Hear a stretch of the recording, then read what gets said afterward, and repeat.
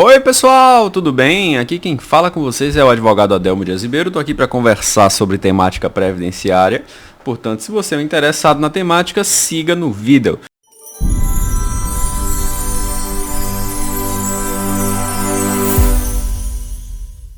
Gente, antes de qualquer coisa, gostaria de repetir aqui o nosso mantra do canal. Se é a primeira vez que você está acessando o canal, se inscreva nele, deixa seu like no vídeo, isso é extremamente importante para a gente aqui no YouTube, tá? A partir do like, das interações de vocês, nós conseguimos alcançar novas pessoas, novos públicos, né? O nosso conteúdo alcança mais pessoas, ajuda mais pessoas nesse mundo previdenciário. Portanto, eu peço isso de coração para vocês.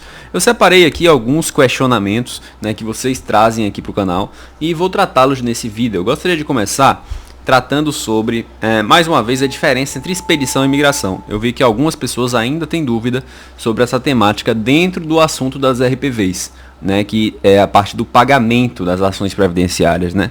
As pessoas falam, olha doutor, minha RPV foi expedida, já contam 60 dias agora para pagamento, e eu sempre falo aqui no canal, olha, você precisa entender a diferença entre a expedição e a migração, tá?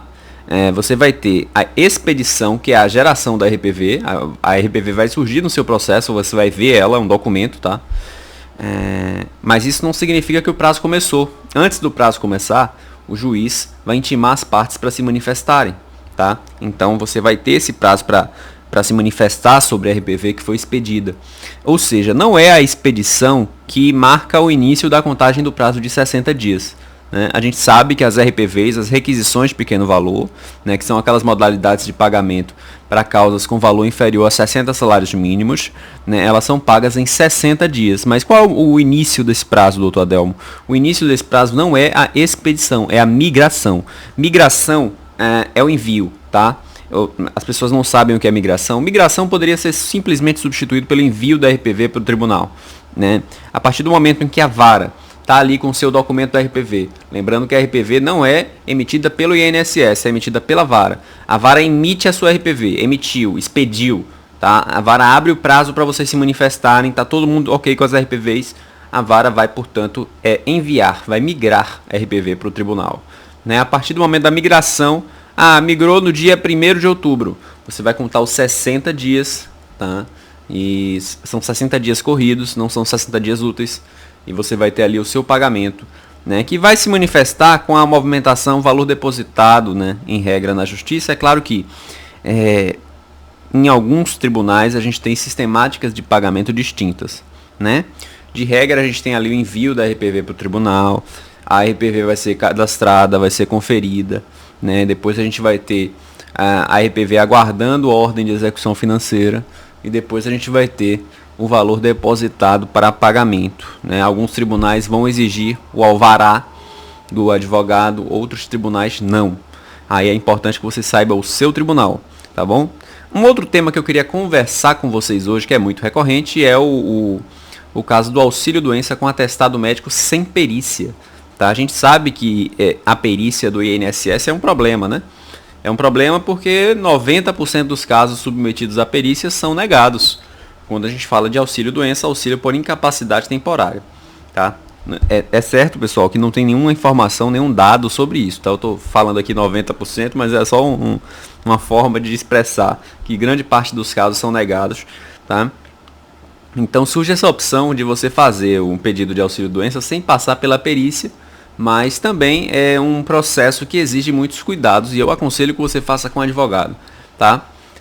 Por que exigem muitos cuidados? Você tem que ter o relatório médico com algumas informações específicas e você tem que juntar a carteira de trabalho, né? É importante que você demonstre a incapacidade para o trabalho, né? A gente sempre fala aqui, auxílio-doença é benefício para quem está incapaz para o trabalho, tá? Não é benefício para qualquer doença, né? A doença tem que incapacitar para o trabalho. Por exemplo, se eu trabalho digitando, se eu tiver com o pé torcido, eu não estou incapacitado para o meu trabalho. Entenderam? Existe uma relação aí trabalho-doença, né, que precisa ser bem esclarecida. E o que chama a atenção, o que é que vocês têm que aprender nessa questão do auxílio-doença sem a perícia, né?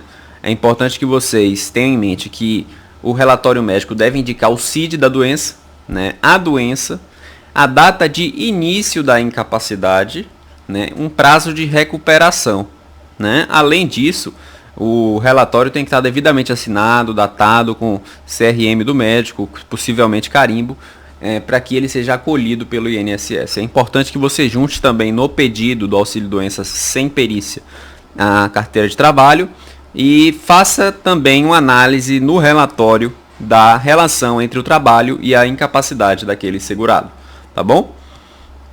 Pente fino do INSS. Doutor Adelmo, quem está dispensado do pente fino do INSS? Primeira coisa que vocês têm que ter claro, né? Pente fino do INSS só vai ter dispensa para quem recebe aposentadoria por invalidez, tá? Não é qualquer pessoa que receba aposentadoria por invalidez, eu vou detalhar. Mas, eu recebo auxílio doença, doutor Adelmo, tenho 70 anos de idade, eu vou cair no pente fino. Olha, a gente quando fala em pente fino, a gente está falando de aposentadoria por invalidez, tá bom? E se você quer ser elegível para a hipótese de dispensa de pente fino, você tem que receber esse benefício, aposentadoria por invalidez. Todos os outros benefícios estão sujeitos à revisão, né? BPC Loas vai ter revisão, auxílio doença vai ter revisão, independentemente da idade, tá? Então vamos lá. Se você recebe aposentadoria por invalidez e já tem 60 anos de idade, você não vai precisar mais fazer perícia de revisão, porque você está dispensado do pente fino. 60 anos de idade. Doutor, tenho 55. Se você tiver 55 anos de idade ou mais, né, ou seja, entre 55 e 60, e tiver já 15 anos de benefício de aposentadoria, ou do auxílio doença que antecedeu essa aposentadoria, você também está dispensado. É a segunda hipótese, tá bom? Uma terceira hipótese comentada, que é o caso do HIV. Se você for aposentado por invalidez pelo HIV, você também está dispensado do pente fino, tá bom? São hipóteses legais previstas na legislação, tá? Se vocês fizerem buscas na internet, vão encontrar certamente referências, né, que lhe dispensam do pente fino do INSS, tá? Central de perícia. O que é a central de perícia, doutor Adelmo? Central de perícia, como o próprio nome diz, é um centro organizado de marcação, designação, organização das perícias, né? Geralmente, nem sempre o juiz designa a perícia diretamente, né? Ele manda para a central de perícias que faz a designação. Isso vai constar nos autos, mas depende muito do funcionamento de cada vara, né? Cada vara tem um regramento específico quando a gente conversa sobre essa questão das perícias, né? Insuficiência cardíaca gera direito à aposentadoria por invalidez? Sim. É uma causa muito frequente de aposentadoria por invalidez, a insuficiência cardíaca, CDI 25, né, e variações. Caso você apresente essa doença, você tem muito provavelmente direito a um benefício por incapacidade. Se você nunca tiver contribuído, é possível também refletir sobre a possibilidade de reconhecimento do direito ao BPC Loas. BPC Loas, lembrando a vocês, é aquele benefício pago para pessoas com deficiência, né, ou pessoas idosas acima de 65 anos. A insuficiência cardíaca aqui se caracteriza com uma limitação equiparável à deficiência. E existem pessoas que recebem o benefício por conta dessa doença. Tá? Então, se você tem insuficiência cardíaca, você está aí muito provavelmente elegível aos benefícios por incapacidade, seja o auxílio doença ou BPC Loas, tá bom? Pagar INSS. Doutor, meu INSS, olha que situação interessante, pessoal. Uma pessoa veio no canal, falou que o benefício do... eu quero compartilhar isso com vocês, porque pode ajudar outras pessoas para vocês ficarem mais atentos, tá? Falaram que o benefício do pai foi cortado, né? O BPC, porque uma pessoa da família começou a fazer contribuições como contribuinte individual e havia sido declarado no CAD único como uma pessoa desempregada. O que foi que o INSS entendeu? Né? O INSS entendeu que aquela pessoa que estava contribuindo como contribuinte individual estava recebendo aquela remuneração correspondente ao recolhimento.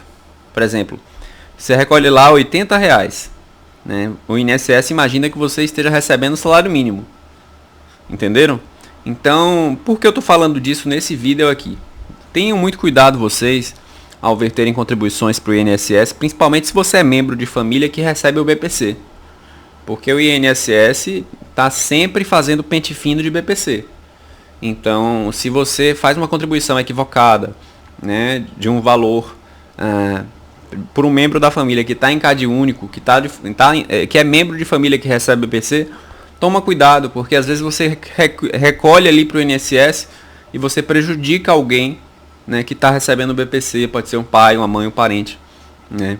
Então é muito importante que você tenha cuidado com isso, com essas contribuições. Faça contribuições consultando um profissional sempre para vocês não incidirem nesse erro. Veja que aqui a gente tem um exemplo de uma família, uma pessoa que teve uma cessação de BPC, teve que ir para a justiça por conta de uma contribuição feita por um membro da família que estava no CAD único, né?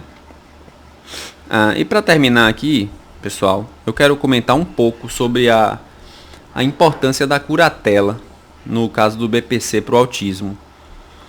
Eu atendo alguns clientes que têm filhos autistas, né? E esses clientes, muitos deles não têm a curatela. Eu alerto vocês, alerto os senhores, para fazerem a curatela para os seus filhos, tá? É um procedimento judicial, né? Isso vai dar uma proteção maior a vocês, né? Eu estou falando aqui, claro, do caso de pessoa com necessidade de curador, né? Se a pessoa não tem necessidade de curador, não precisa fazer curatela. Mas se você percebe que é uma incapacidade ali, que vai ser contínua durante toda a vida e que precisa de um curador, façam a curatela, tá? Acontece às vezes, a gente tem alguns casos de crianças com hidrocefalia, né, que precisam, você vê ali pelo contexto que elas claramente precisam de um curador para representar os interesses dela, né? E a criança fica muito vulnerável sem ter o curador. E com a curatela você vai poder representar legalmente aquela criança, né? Então façam a curatela, né? Busquem auxílio de um profissional para fazer essa curatela. Não deixem o seu ente querido à mercê do destino. Porque, querendo ou não, sem a curatela, qualquer pessoa pode praticar qualquer maldade contra esse ser vulnerável, né? Então a curatela garante também proteção, né? Então eu dediquei assim um minuto final do vídeo para falar sobre isso, para vocês se conscientizarem da importância desse documento. Eu espero contar com a presença de vocês nos próximos vídeos. Nos vemos lá. Tchau!